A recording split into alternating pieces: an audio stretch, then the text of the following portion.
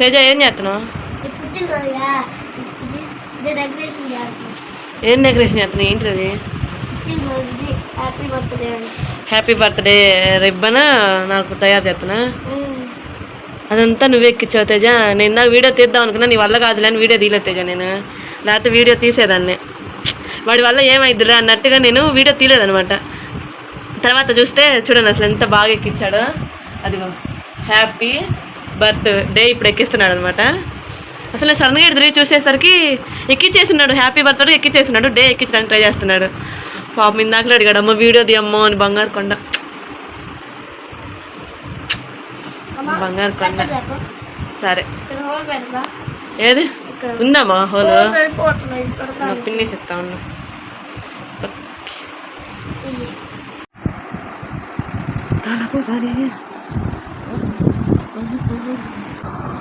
చూడండి ఫ్రెండ్స్, మా తేజ నా కోసం ఎంత డెకరేషన్ చేశాడు. బర్త్డేకి అందరూ క్యాండిల్ వెలిగించుకుంటారు కదండి, అలాగే నేను కూడా క్యాండిల్ అయితే వెలిగించాను అనమాట. కాకపోతే వీడియో తీసుకోవడం అయితే మర్చిపోయాను. క్యాండిల్ వెలిగించి అయిపోయిన తర్వాత నేనైతే ఇంక ఇది కేక్లో ఇరుక్కుపోయిందని చెప్పేసి తీసి కేక్ తింటాను అనమాట. కేక్ పిచ్చి కదా, కేక్ తింటుంటే దాంట్లో అయితే ఇదిగో మందు అయితే ఉందండి. నాకు తర్వాత టేస్ట్ అర్థమైందనమాట. మీరు ఎప్పుడు ఇలా చేయకండి. అసలు అయితే ఆ క్యాండిలే వెలిగించకూడదు అంటారు, దాంట్లో ఉన్న ముందు అంతా కేక్ మీద పడుతుందని చెప్పేసి. కాకపోతే పిల్లలు ఉన్నారు కదా, కొంచెం హ్యాపీ ఫీల్ అవుతారని చెప్పేసి క్యాండిల్ అయితే వెలిగించాను అనమాట. కానీ అలా నాకటం అయితే నాదే తప్పు. మీరు కూడా ఎవరైనా కేక్ పిచ్చోళ్ళు ఉంటారు కదా, ఇలా నాకుతారని చెప్పేసి నేను ముందుగానే వీడియో పెడుతున్నాను. చూసారు కదండి, మా తేజ అయితే పాపం నా కోసం చాలా మంచిగా డెకరేట్ అయితే చేశాడు.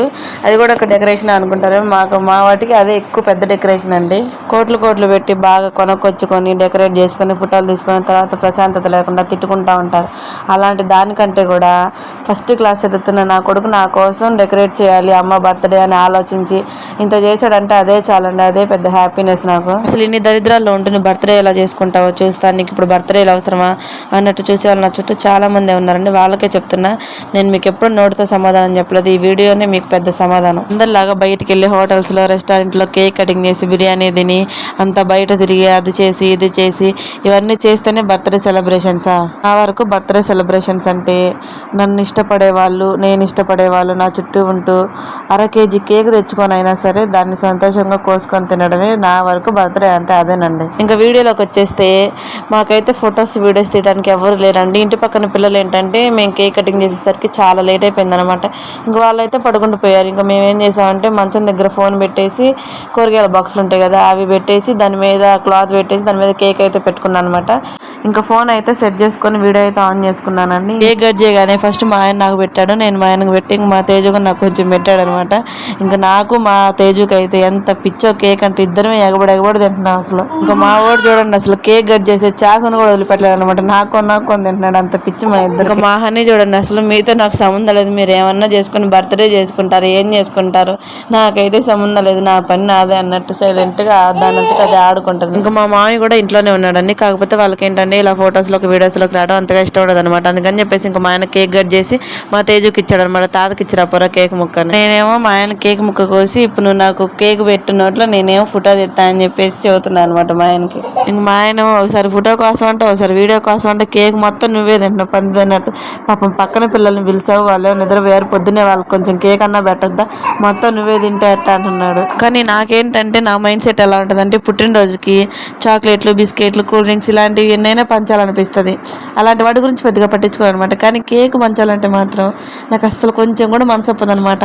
మొత్తం నేనే తినేసేయాలి, నాకే కావాలన్నట్టు పిచ్చి దానిలాగా కేక్ పిచ్చి అనమాట నాకు బాగా.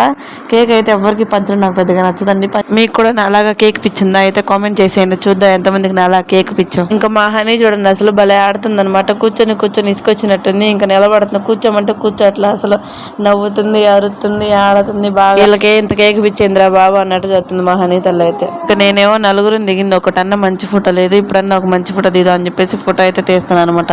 ఫోటో కూడా అంతంత మాత్రంగానే వచ్చింది, లాస్ట్లో యాడ్ చేస్తాను చూసేయండి. ఇంకా మా ఆయన చూడండి అసలు పాప మనం ఇంతలా తింటున్నాం కదా, పాప మా పిల్లకి కొంచెం అన్నా పెడదాం అని చెప్పేసి నాకు ఇవ్వాలని ట్రై చేస్తున్నాను అనమాట. నేనేమో అసలు వద్దు, సంవత్సరం దాకా కేక్ లేదు ఏం లేదు వద్దని చెప్పేసి నేను పక్కకు లాగుతున్నా మా హనీని. మా ఆయన ఏమో ఇంకా పాప ఆ పిల్లని దాటి నుంచి వస్తుంది అంటున్నాడు. నేనేంటంటే ఇంకా రూల్ అంటే రూల్ బ్రేక్ చేయటం అసలు నాకు ఇష్టం ఉండదు. అది కూడా పిల్లల విషయంలో అయితే అస్సలు ఒప్పుకోను అనమాట, ఎవరినైనా సరే. మా తేజు చూసారు ఇంకా సందులో సడేమి అన్నట్టు ఓ పక్క నుంచి వాళ్ళ నాన్నలో కూర్చొని నాన్న పెట్టి నాన్న అని కేక్ మొత్తం కాజేస్తున్నాడు. మా హనీ చూడండి నేను వాయిస్ వాయిస్ ఓవర్ ఎత్తుంటే తనైతే పాట పాడుతుంది, మీరు కూడా వినేయండి ఆ పాట ఏంటో.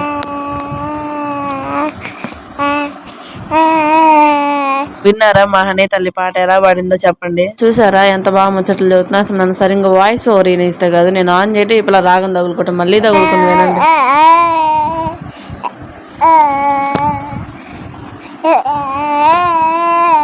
బాగా ముచ్చట్లు చూడటం నేర్చుకుంది అంతే అండి. వీడియో నచ్చితే మీకు లైక్ చేయండి, ఛానల్ని సబ్స్క్రైబ్ చేసుకోండి. Bye bye.